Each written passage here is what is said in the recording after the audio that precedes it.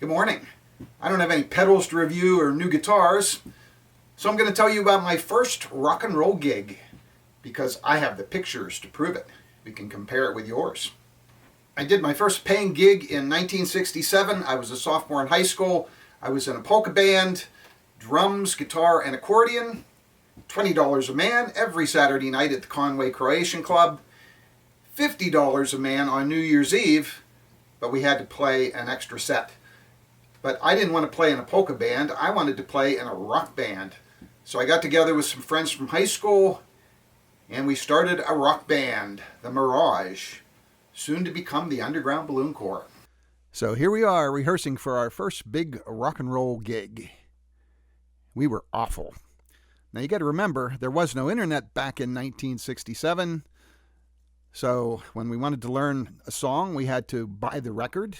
That's a round piece of plastic with a hole in the middle. Put it on the turntable and listen intently and try to figure out what they were playing.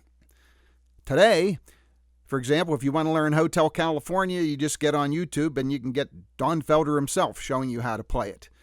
Didn't have that back then. You had to figure it out on your own. Same goes with lyrics.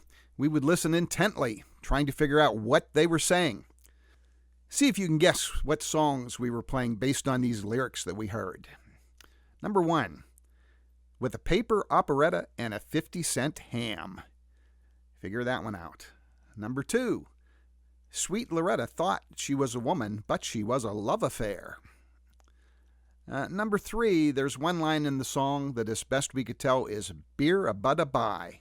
So we call it the beer a bud a bye song. See if you can figure out what song that actually is. So here we are at the Beaver Area Junior High School, Saturday night, playing for the dance that they called Canteen for some reason. And we're on stage. We've got both of our microphones hooked up. If you're wondering what this contraption is, this cardboard box that we painted black would be the controls for our coffee can light show and our homemade strobe light. We had a pull chain switch in there and a couple other kinds of switches, whatever we could find. Interestingly, this cardboard box caught on fire towards the end of the show. It was unplanned, but, it made for a great show. Let's check out the wardrobe and some of the gear for a rock show in the late 60s. Here you can see I'm sporting my Fender Coronado Antigua guitar. I think I paid $300 for that at Brighton Music Center. I could have bought this. It was used, of course. Or for the same price, I could have got an early 60s $335. How about that one?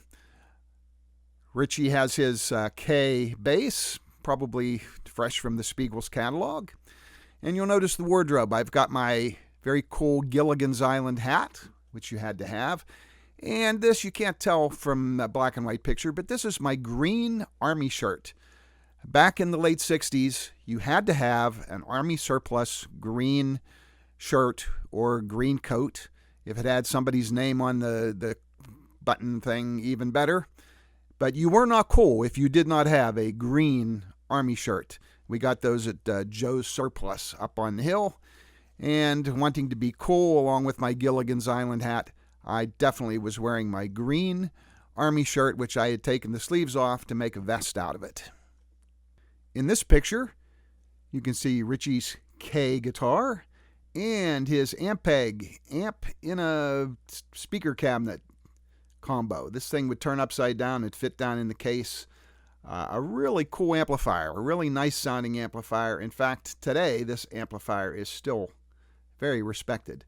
And of course, he has his coil guitar cord, another thing that you needed to be cool. In this picture, you can see my custom 100 piece of furniture amplifier. I traded a perfectly good early 60s Princeton reverb for this. Another smart move on my behalf. And if you look over here at Mark, you can see he is ahead of the times. He already has one of these fancy golfing hats that everybody wears these days, back in the late 60s. And here is his Farfisa organ that was a little bigger than a typewriter. In fact, we called it the typewriter organ. And you can see Rick, he's got his drums set up, and we're ready to go. Also, you'll notice that Richie is wearing the fancy fringed vest that his mother made for him, which somehow survived the night. Now, as I said earlier, we were awful. But the young kids, particularly the girls in junior high school, they watched the Ed Sullivan Show, and they knew how you're supposed to act at a rock concert. And pretty much immediately, they rushed the stage. Now, at one point during the show, I broke a guitar string. Now, my guitar case was off stage, so I took off my guitar. I stepped off the stage to get a guitar string, and I was immediately mobbed by a bunch of girls who, grabbing my green army shirt, ripped it to pieces. So I hurriedly got back on stage without my green army shirt and finished the show with 5 strings. Yeah, these girls, they had watched Ed Sullivan. They knew how to act at a rock concert. So a good 10 years after our first rock and roll show, my wife and I have friends over to our trailer company, and I'm telling the story of my first rock and roll gig.